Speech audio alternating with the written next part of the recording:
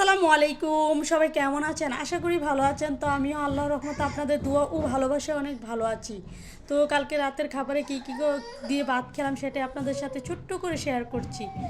তো আমাদের ঘরে মলাইয়ের শুটকি ছিল, একদম দেশি মলাইয়ের শুটকিটা হাতে শুকানো। তো এটাকে আমি ভালোভাবে পরিষ্কার করে ধুয়ে শুকিয়েছিলাম। তো এটাকে তেলে একদম মরিচ, পেঁয়াজ, কাঁচামরিচ, তারপর কাঁচামরিচ, শুকনো মরিচ সাথে শুটকিটার সাথে ভেজে নিয়েছি আর কি।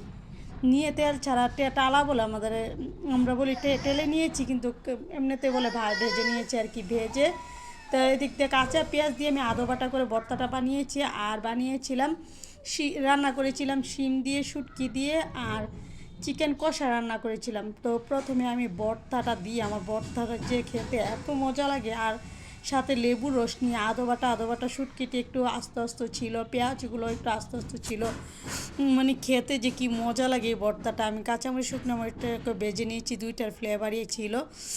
সাথে একটু লেবুর রস নিয়ে খেলে যে কি দুর্দান্ত মজা লাগে এই ভর্তাটা, আসলে আমার খুবই পছন্দ।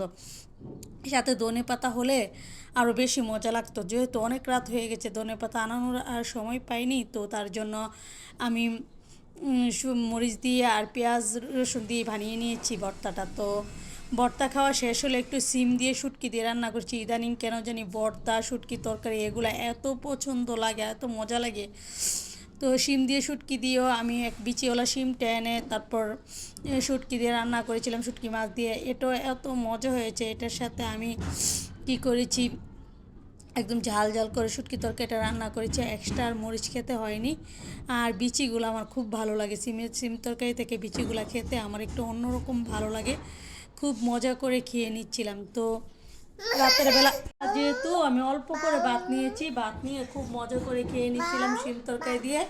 তারপর তরকারি খাওয়া শেষ হলে একটু চিকেন কষা করেছিলাম, একদম দেশি আলু দিয়ে। আলুগুলোকে সিদ্ধ করে একটু ভেজে নিয়েছি, চিকেনগুলোকেও একটু ভেজে নিয়েছি, নিয়ে একদম ঝাল ঝাল করে কষা কষা করে দিয়েছিলাম। আর একটা পাখা নিয়েছি সাথে, পাখাটা আমার খুব পছন্দ, তার জন্য আমি একটু পাখা নিয়েছি একটা, নিয়ে একটু লেবুর রস নিয়ে একটু করে খাচ্ছিলাম। মানে কি মজা লেগেছিল।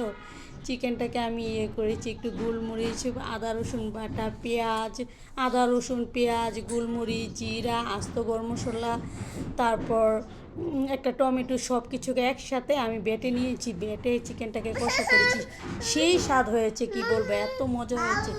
তো আমার ভিডিও ভালো লাগলে লাইক কমেন্ট শেয়ার দিয়ে পাশে থাকবেন, আর আমার জন্য সবাই দোয়া করবেন। তো খেতে খেতে আমি আমার ভিডিও শেষ করে নিচ্ছি। তো আল্লাহ হাফেজ, আসসালামু আলাইকুম। আর এরকম ঝাল ঝাল চিকেন দিয়ে গরম গরম ভাত দিয়ে খাবেন। আর